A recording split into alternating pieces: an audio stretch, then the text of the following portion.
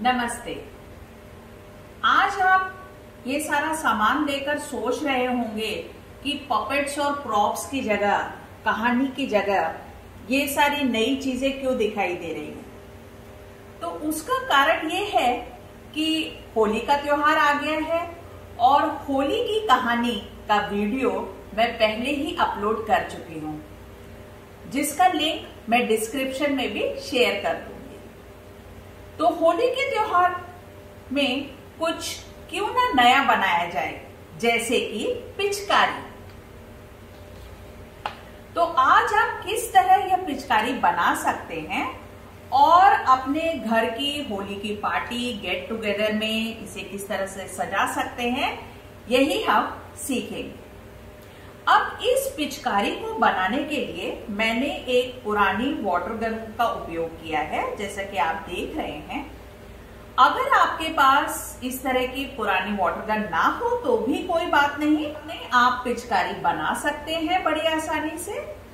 तो ये गत्ते के, कार्डबोर्ड के सिलिंड्रिकल शेप के ट्यूब्स कह सकते हैं आप। जैसे कि ये जो है ये टिश्यू पेपर के रोल का, किचन पेपर टॉवल के रोल का सिलिंड्रिकल शेप का गत्ता है, और ये अगरबत्ती के पैकेट का गत्ता है। तो ध्यान आपको ये रखना है कि एक गत्ते का ये जो गोलाई है ये बड़ी हो, ताकि ये जो लंबा वाला है इसमें आसानी से जा सके और इस तरह से पिचकारी का इफेक्ट हमें मिल सके। तो इस तरह से जब आप इसे फिक्स कर लेंगे, उसके बाद आप मन चाहे रंग से, या तो एक्रेलिक पेंट से या पोस्टर कलर से इस दोनों गत्तों को बाहर से पेंट कर लें। अगर पेंट नहीं करना चाहे तो कोई भी रंगीन कागज ले लें और ग्लू की सहायता से पहले इस पर ग्लू लगा लें गत्ते पर, और उसके बाद इसे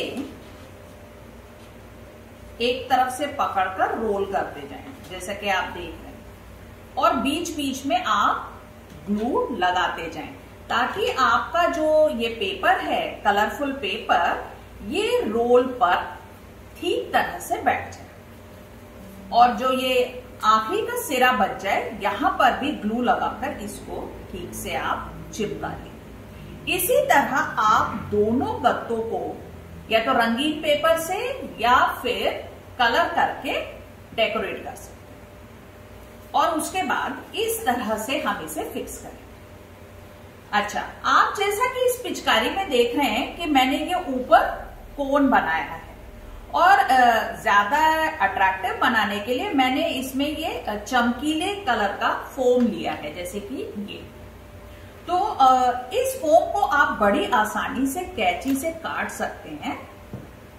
जैसे कि आप एक पेंसिल से या पेन से गोला बना ले। पहले आप देख रहे हैं फोम के एक साइड ये ग्लिटर पार्ट है और दूसरे साइड प्लेन चिकना पार्ट है। तो इस प्लेन पार्ट पर आप पहले एक गोला बनाएं और फिर इसे कैंची की मदद से काट।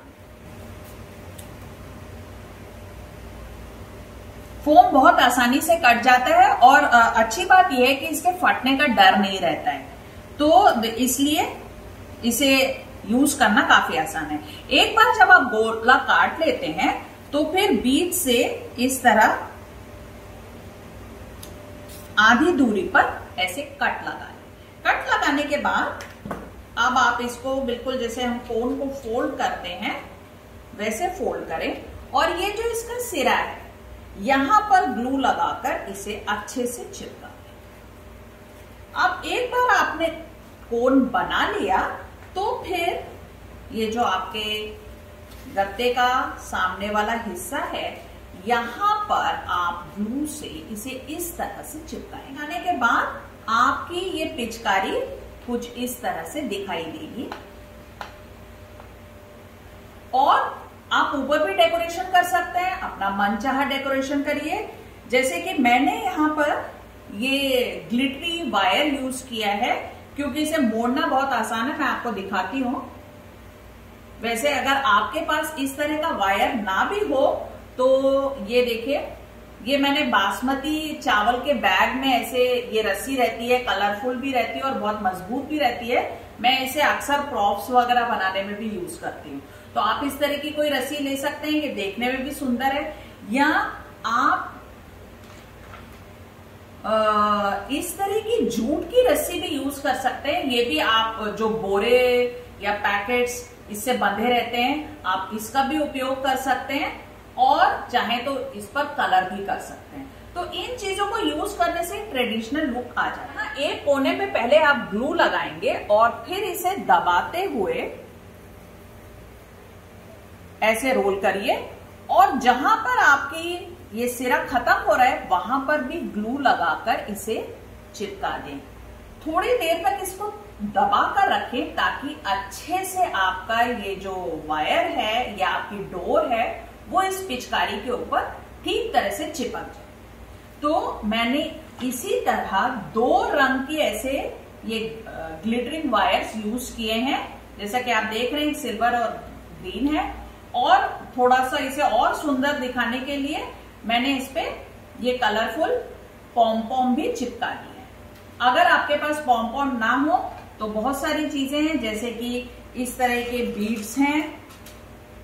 ये मेरी एक पुरानी माला से मैंने लिए हैं। आप ये बीड्स, मोती या मिरर्स या चाहे तो ये जो पुरानी राखियां हम कई बार रख लेते हैं, इन्हें भी डेकोरेशन में यूज कर सकते हैं। ग्लिटरिंग स्टिकर्स हैं, बच्चों को भी बहुत पसंद आते हैं और आसानी से चिपक जाते हैं क्योंकि इनके पीछे ग्लू लगा हुआ है। तो इस तरह से आपकी पूरी पिचकारी बनकर तैयार हो गई। अब हम देखते हैं कि इस पिचकारी को हमें रखना किस में है।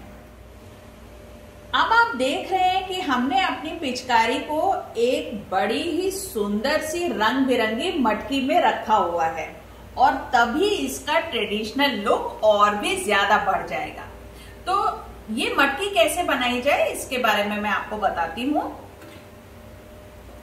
कोई भी पुरानी मटकी या अगर आपको कुम्हार के पास से इस तरह का कोई पॉट मिल जाए तो आप ले लीजिए और फिर उसे अपने मन चाहे रंगों में कलर कर लीजिए। मेरा सुझाव ये है कि जिस रंग की आपकी पिचकारी तैयार हुई है, जैसे मैंने ब्लू और पिंक का कॉम्बिनेशन रखा है, अगर उसी से मिलता जुलता मटकी का भी कॉम्बिनेशन रखेंगे तो वो ज्यादा देखने में सुंदर लगेगा। और कोई भी आप पैटर्न ले सकते हैं, जैसे मैंने ब्लू, पिंक और येलो के पैटर्न में मटकी को सजाया है। मैंने इसे मिरर वर्क से भी सजाया है क्योंकि मिरर वर्क जो है दूर से थोड़ा शाइन करते हैं तो देखने में ज्यादा सुंदर लगता है।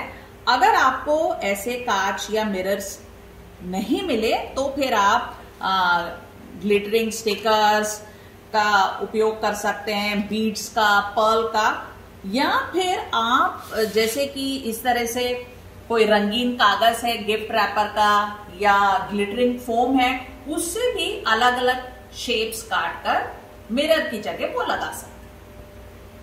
और अगर आपका मन करे कि पिचकारी के आगे आपको पानी का भी इफेक्ट दिखाना हो तो ये थोड़ी वेवी कट वाली मैंने कैंची ले रखी है। मैं आपको दिखाती हूँ कि इससे कैसे आप फोम काट सकते हैं जिससे कि वो थोड़ा सा वेवी सा कटेगा और आप उसे